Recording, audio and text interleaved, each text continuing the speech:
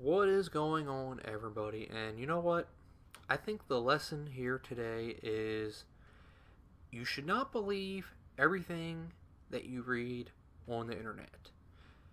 So, as you could probably tell from the title, I'm going to be discussing the Order 1886 game length controversy that happened today. So, I looked at my phone this morning when I got into work, as I normally do, and I noticed that the entire community seemingly exploded because supposedly the Order 1886 was only going to be 5 hours long. And when I say exploded, I mean lots of people exploded, saying that this was unacceptable. Some people said this was disgraceful. How dare they do this? I'm not buying the game now. And some people were very disappointed in it. And you know what? I have to say, some of these people that were saying some of the stuff were people that I follow and respect. And I was really shocked that they would think something like this. Because, let's be honest here. Let's be perfectly honest here. I don't see why a developer in this day and age would release a single player only game. And when I say single player only, I mean single player only. There's no co-op, there's no multiplayer. It is just straightforward single player. Why the hell would someone release a game like that and have it only be 5 hours long? That doesn't make a lot of sense, does it? Because there are plenty of games that have come out this generation, the past generation, that were single player only, and they weren't 5 hours long. And I'm not saying that they could not exist, but when you're talking about a game that is being hyped up as much as this game is, this being an exclusive to the PS4, I mean, I don't see why they would do that. It doesn't make a lot of sense to me. That's why when I first saw this rumor this morning, I didn't believe it. I didn't believe it. I figured it was somebody who basically started the rumor and then it just got passed around, and then unfortunately people just took the ball and ran with it. As sad as that is to say. So, to me, it really isn't that big of a deal, because at the end of the day, to me, games are supposed to be about fun. To me, that is the most important thing about a game, is that it is fun to play. Not how long it is, not how many frames it has, not how many pixels it has, but of how much it is entertaining you. So, that's just my philosophy. But it gets better. It gets better. So, I get home and I decide to look more into the issue because I was just curious how this started.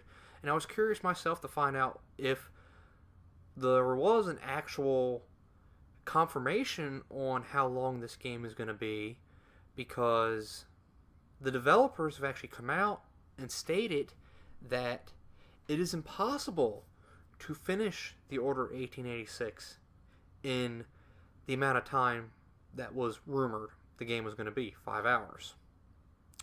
So basically, the developers themselves have basically shot this whole rumor down. So that should have really killed it to begin with, but unfortunately it didn't. But yeah, I was still curious how long the game actually was. But I didn't find that out. But what I did find out was something that honestly shouldn't be shocking to me at all. And it's not really shocking to me, but it's shocking that people just ran with this considering the source. Apparently, from what I read, this rumor started from an article on N4G. Either was an article or a comment that was on the site N4G. as soon as I found that out, I lost it a little bit because I was like, how the hell could so many people that I respect and I follow have just ran with a rumor that was started on a site like N4G, a site that is probably, in my opinion, the definition of garbage. And why do I say it's the definition of garbage? I will tell you. That site is garbage to me because it is filled mostly with just nothing but fanboy bait articles.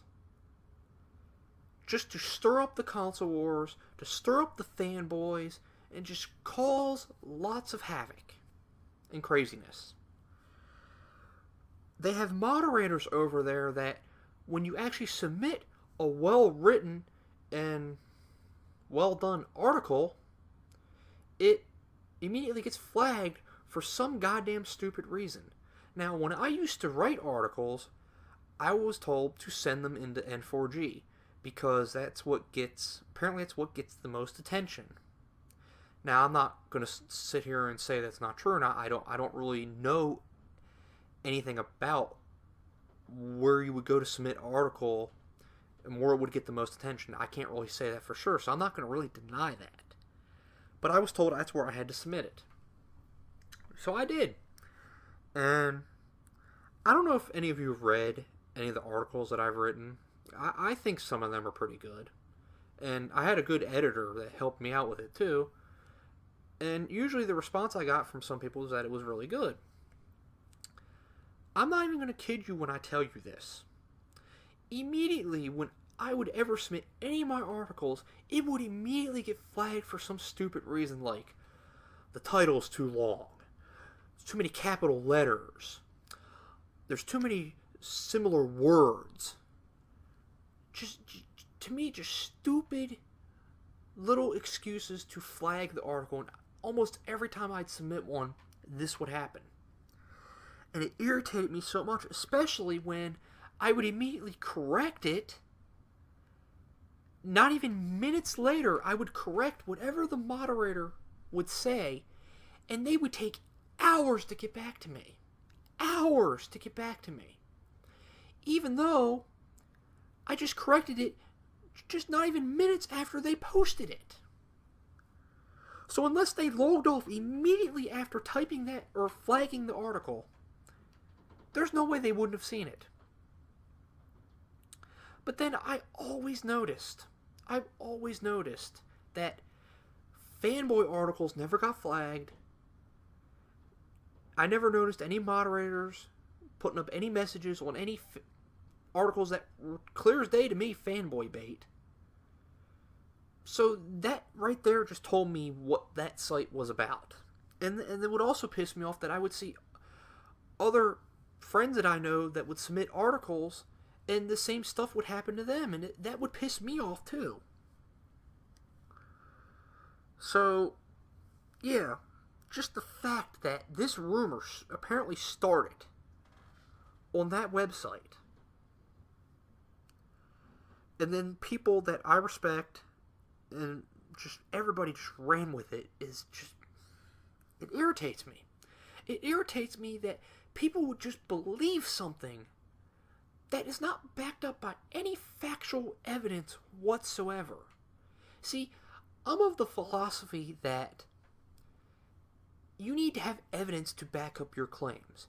Even if you're giving your opinion, you should at least back it up with some type of factual evidence to support your opinion.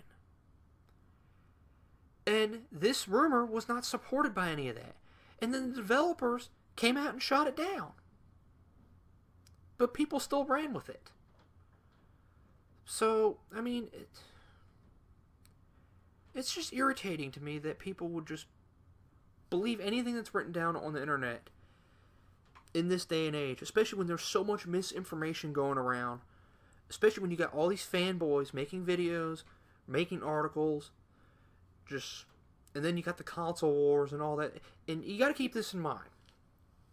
When a game comes out, whether it's on any platform, if it's an exclusive, there's probably going to be more misinformation written about that game than any multiplat, just because it's an exclusive. Because the fanboys from the other systems that are going to attack that game, they're going to try and spread as much misinformation about that game as much as they possibly can.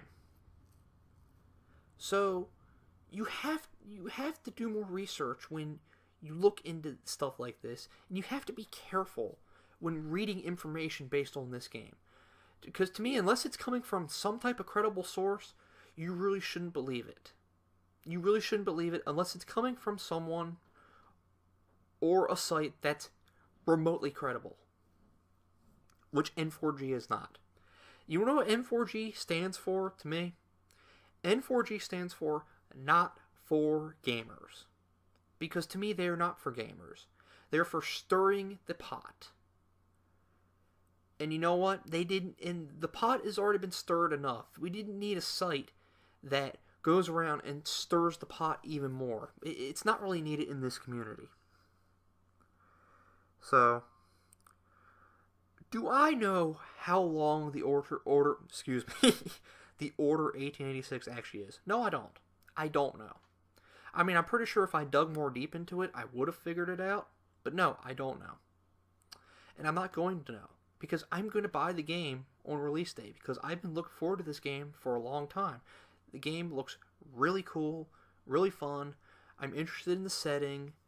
And I'm just looking forward to this game. And I even pre-ordered the Collector's Edition. That's how much I'm looking forward to this game. And I also thought the Collector's Edition was reasonably priced.